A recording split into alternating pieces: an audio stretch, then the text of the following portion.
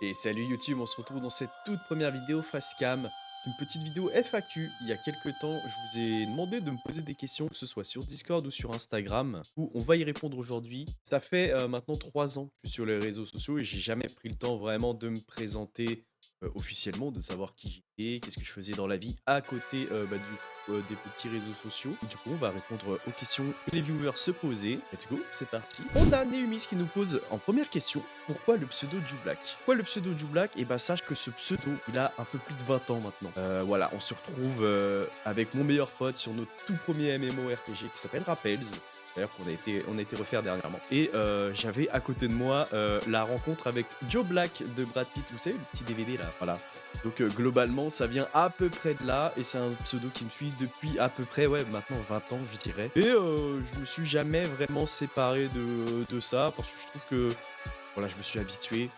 C'est représentatif. Je trouve que maintenant, on me reconnaît de par Joe Black, enfin bref, plusieurs diminutifs possibles avec le pseudo, donc je trouve ça intéressant de le garder. On a une deuxième question de Zato.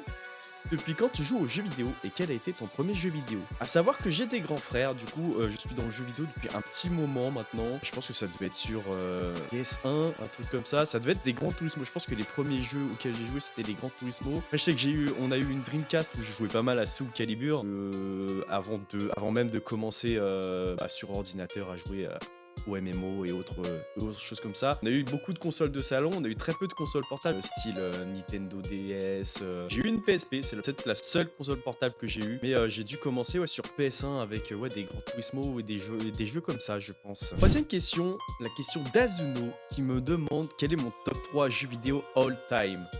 Alors le top 3, il va être clair, net et précis. En troisième position, jeu qui est sorti récemment, qui m'a mis une grosse claque dans la gueule. Je pense que vous le voyez venir. Beaucoup de personnes en ont parlé, l'ont fait, l'ont vu passer quelque part, soit par la DA, par le jeu, en lui-même, etc. C'est Clair Obscur. Je me suis pris une tarte dans la gueule quand je l'ai fait, tout simplement. Que ce soit logistiquement parlant, la DA, etc. Il a fait une entrée top 3 direct. Il a fait sauter Elden Ring qui était dans mon top 3 et qui malheureusement sort du podium. En deuxième position, on va avoir Skyrim. Skyrim tout simplement parce que bah même après plus de 15 ans, le jeu est toujours là. Via la communauté des modeurs, c'est sûr, mais elle est toujours présente et pour moi c'est un jeu, c'est le RPG qui a révolutionné un petit peu à sa sortie le genre, donc je suis obligé de le mettre dans mon top 3. Il est pas premier parce que le premier c'est tout simplement World of Warcraft. C'est beaucoup trop de temps de ma vie pour le mettre ailleurs que top 1. Donc sans hésiter, c'est World of Warcraft. Je pense que ce jeu-là, il m'a vu grandir. On a commencé sur des serveurs privés à l'époque. Et là, malgré le fait que c'est un jeu que je mets souvent en pause parce que bah, je trouve plus de contenu à faire ou je trouve plus ça intéressant, parce que les nouvelles versions m'intéressent un peu moins que les anciennes. C'est vrai que je le mets souvent de côté, mais je suis toujours les créateurs, je suis toujours un peu le lore et l'actualité qui se trame sur les nouvelles extensions. Donc il est obligatoirement top 1 all time pour moi. En quatrième question, on a Juzo qui pose la question de quel est mon plus gros projet.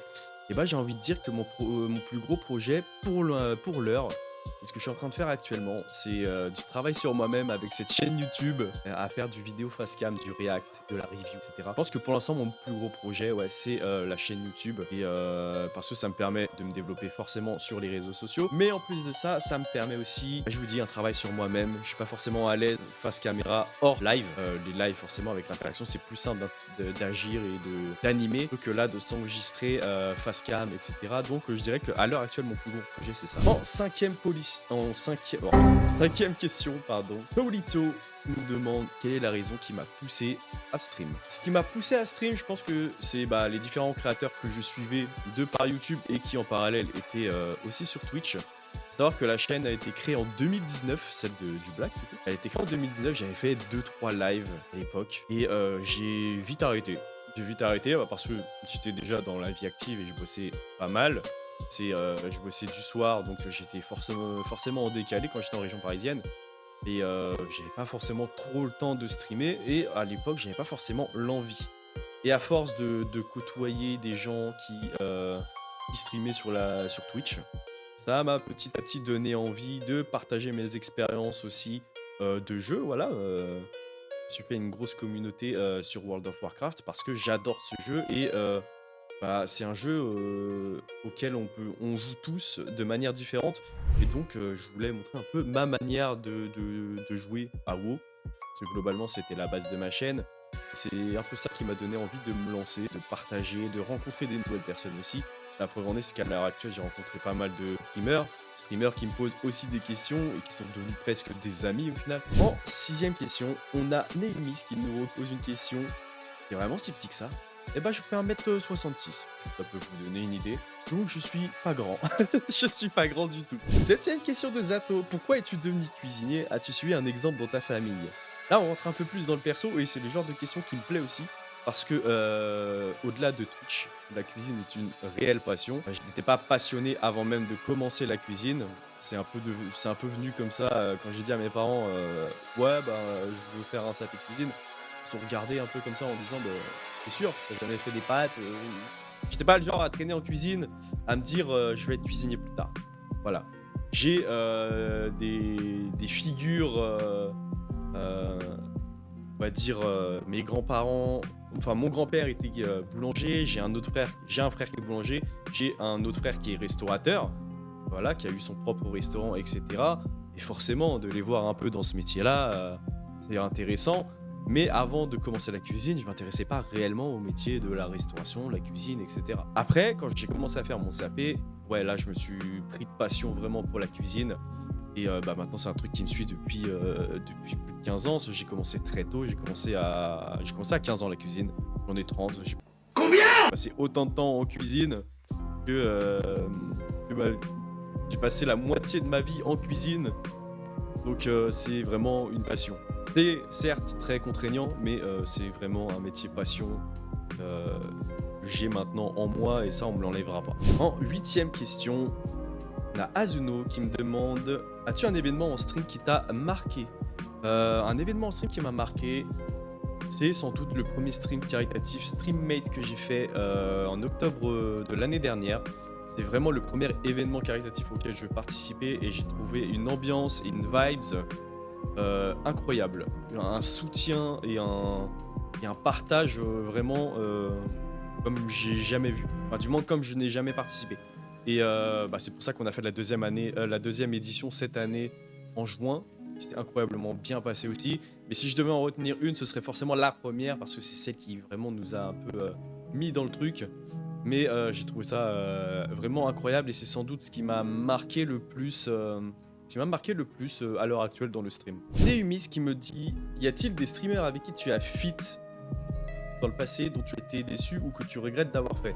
Alors, on regrette jamais d'avoir fait quoi que ce soit. Je suis déçu de voir que certaines personnes, malheureusement, de par l'envie et peut-être le temps, ne sont plus forcément présents aussi. C'est dommage. Après, c'était pas un regret ou quoi. Mais non, je ne regrette pas et je ne suis pas déçu d'avoir participé à des événements avec des gens qui ne sont pas forcément trop présents à l'heure actuelle. C'est pas trop grave. Mais non, il n'y a pas de déception ou de regret en tout cas. Et pour terminer, on a notre BLZ national qui nous demande es-tu heureux? C'est une question tellement simple, mais je trouve qu'on la pose pas assez aux gens qu'on côtoie. Es-tu heureux? Alors, à l'heure actuelle, totalement. Un boulot stable, je vis de ma passion qui est la cuisine, forcément, et à côté de ça, j'essaye de me développer sur les réseaux qui est ma deuxième passion. J'arrive à me créer quelque chose avec une communauté grandissante jour après jour. Donc ouais, je suis hyper heureux. À côté de ça, j'ai des amis, une chérie incroyable. Donc non. Il n'y a pas de raison que je ne sois pas heureux. Voilà. Là maintenant, on se focus sur la chaîne YouTube et sur les réseaux un petit peu. Parce que je vais avoir un peu plus de temps de par mon boulot qui diminue un petit peu. Donc ouais, non, je suis très heureux. Et je trouve que oui, c'est une question qu'on ne pose pas assez. Et merci de l'avoir posée. Sur ce, voilà, je pense qu'on avait fait le tour. Ce sont les questions qui revenaient le plus dans mes messages sur Discord, etc. Je pense une petite dizaine pour commencer, c'est plutôt pas mal. On fera peut-être des updates, quelques mois, voir si les choses ont changé. Donc peut-être un an, on verra. J'espère que ça vous aura plu. cette petite vidéo face cam vous aura plu. Moi, ça a été une grande première. Et honnêtement, j'ai kiffé, j'ai kiffé. D'ici là, abonnez-vous. Laissez le petit commentaire, le petit like, ça fait toujours plaisir. Suivez-moi sur les autres réseaux, sur Twitch, voilà, sur TikTok, sur Insta. C'est là où je suis le plus actif forcément. Donc n'hésitez pas. Je vous fais des bisous. Ciao ciao, c'était Joe. Bye.